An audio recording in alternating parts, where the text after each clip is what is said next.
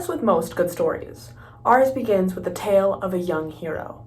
A young hero named Vivian Honey Castelletto, whose story is not so different from yours or mine, with humble beginnings in a fuck-ass haircut, with a disgusting blue streak, an AO3 beta account, and of course, and arguably, most importantly, pretending to be a boy in online games.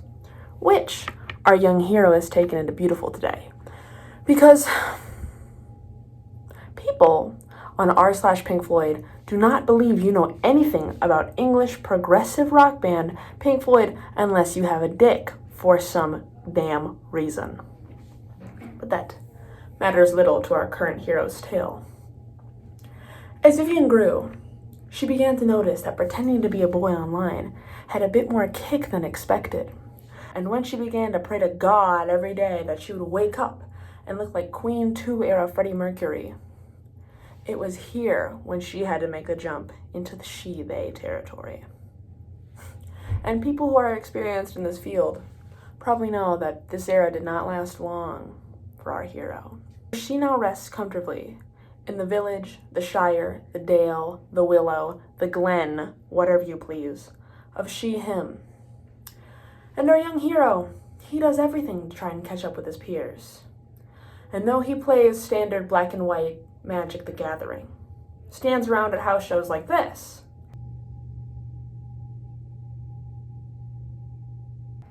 and sells tattoo flags,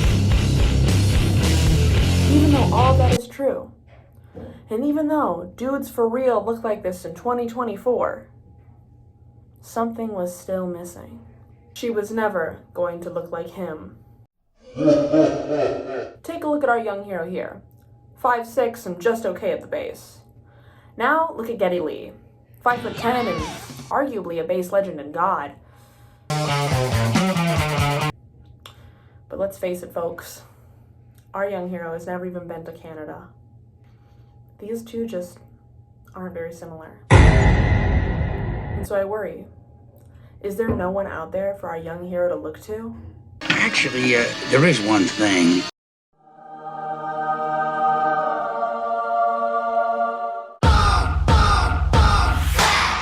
Now, when I first found Columbo in all of his quirked up 5'6" glory, I thought, man, Jesus Christ, this guy, he's a hell of a lot like me. I mean, Italian last name, 5'6", inquisitive, always smoking. It's a spitting image.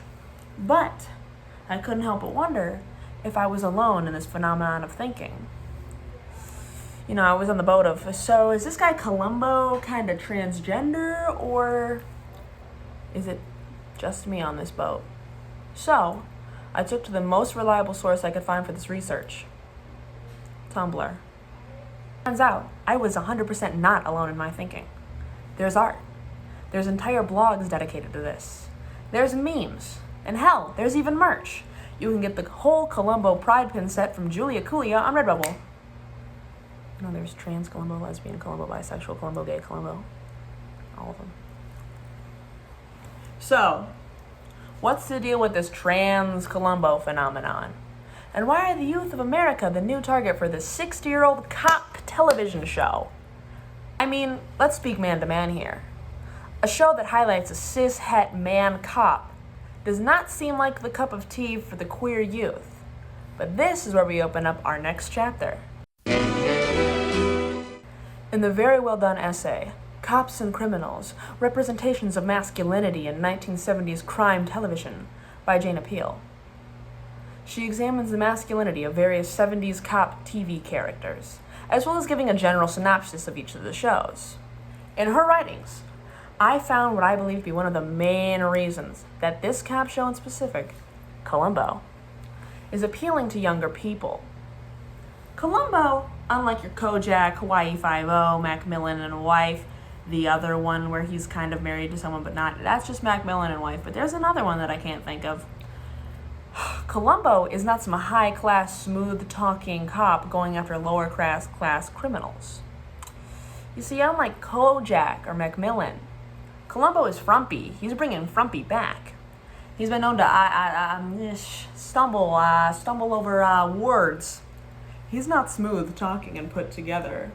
DJ Slick Truck type, as my mother would call it. No. He isn't even the everyman. He's the underdog, taking down these very affluent and arrogant killers. Now, doesn't that intrigue you? Doesn't that sound better than absolutely every other thing you could think of?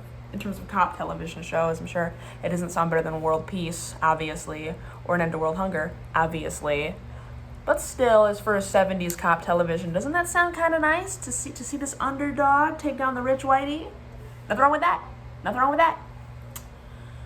Columbo is someone who is constantly underestimated, even by his peers and colleagues. They never believe him when he shows up in his beater and his little schlumpy jacket till he pulls out his ID. And because Columbo is never wounded by the lack of respect he receives, he never seems like the cocky, butthurt male, like your roommate's horrible boyfriend who gives you like a weird look because he thinks you're like a lesbian or something because he doesn't really get it. He's never like that guy, no. Because he never has to prove himself. Because Columbo has plain and simple confidence in what he does, which is just seen in his character. He knows he has to make the killer comfortable in their arrogance so he can win, and he always does. He's smooth inside where it counts. So not only does Columbo have a certain charm of the underdog, take down elites, and has a smooth confidence, he also makes a point to not carry a gun. Pretty damn cool, Columbo. Hats off to you, Crumbly Umbly.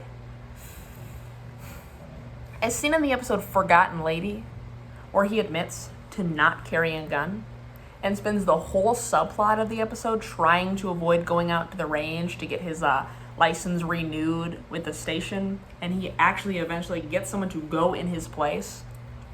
In 1975, being a cop and not carrying a gun might have been like a funny bit that added to his character.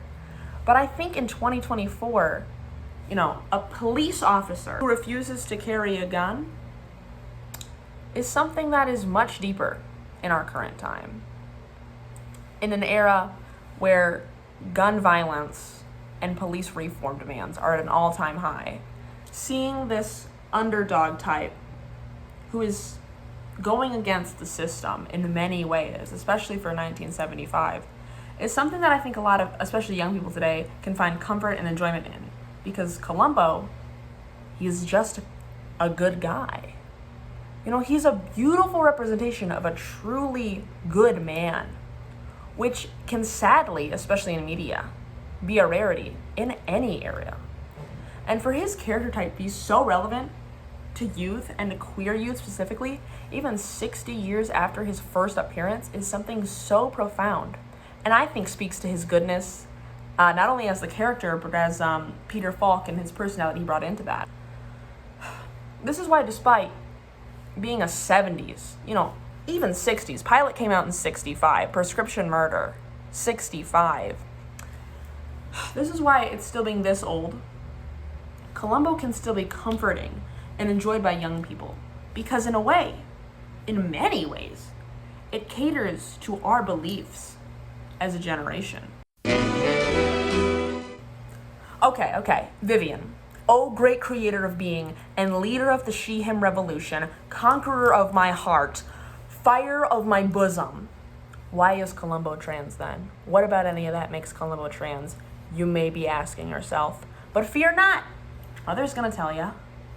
We already have established that Columbo is a 5'6" underdog, which for me, and many others, is enough to answer that question. But really, let's get cooking and let's get serious. I want to pull a direct quote from Tumblr user Lieutenant Columbo regarding Columbo and his relationship with gender. Quote, I think Columbo represents a kind of masculinity that is very attractive to a lot of queer people. I see a lot of love from trans men, in particular, myself included. First of all, I think you could start with Peter Falk himself. He's a short guy, he has a higher voice, and a lot of trans men can probably identify with these or other traits of his. Well, yes. And when asked why a beige cop like Columbo could have appeal for queer people, at Banjo Bug says, personally, I think it's his personality. Well, yes.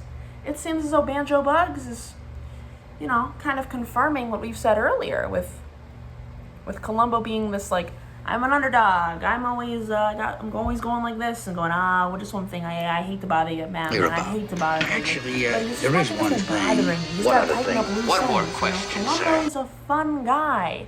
He's a little guy who says, like, fuck yeah, look at this guy. And that is appealing. And again, Lieutenant Columbo comes again with a beautiful quote, which is, quote, he is a really genuinely kind character. He meets all kinds of people in all situations and just wants to help. I think a character like that just radiates comfort, especially for queer people. Just being able to look at a fictional character and feeling like you can trust them, or even see parts of yourself reflected in them. Sounds silly, but it's extremely comforting, end quote. He's a character like that. A man queer people can see themselves in.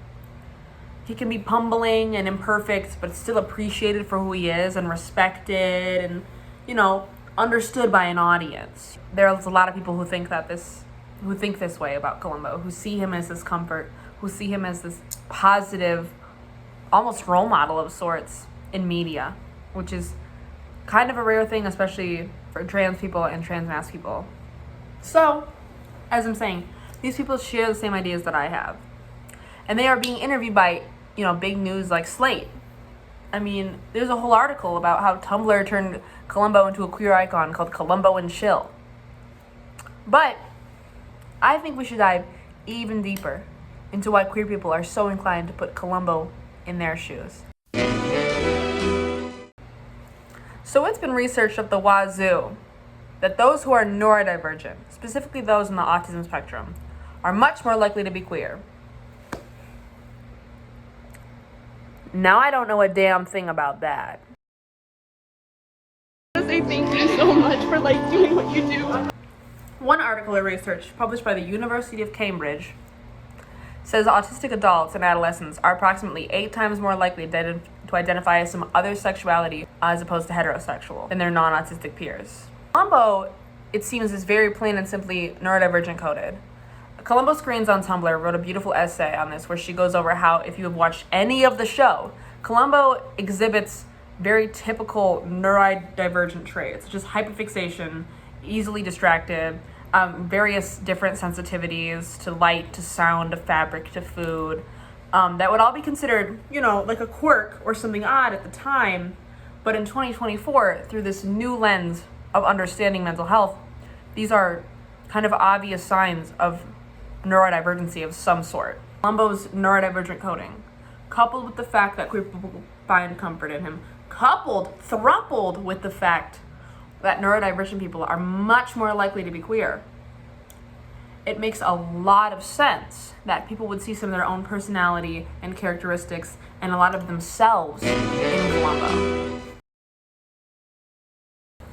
So not only have we established that Columbo is a confident underdog who takes down the rich white guys by stroking their egos, he is also the positive neurodivergent representation we didn't know we needed. Oddly, even though it was 60-some years ago, it's still portrayed better than the goddamn Good Doctor. Oh, brother.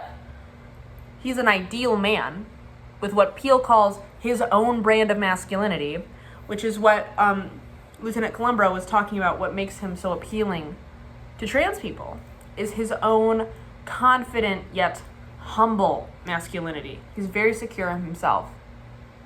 Which brings me to the final point on why I think Columbo is so appealing to the queer and specifically trans masculine community. Wake up, America, because there is an epidemic spreading. An epidemic of people on the internet, usually people who are not trans at all, who like to place this label of small bean, or that trans men are small beings who must be protected. Not onto just trans characters, headcanon or not, but onto real ass people. And nobody likes it.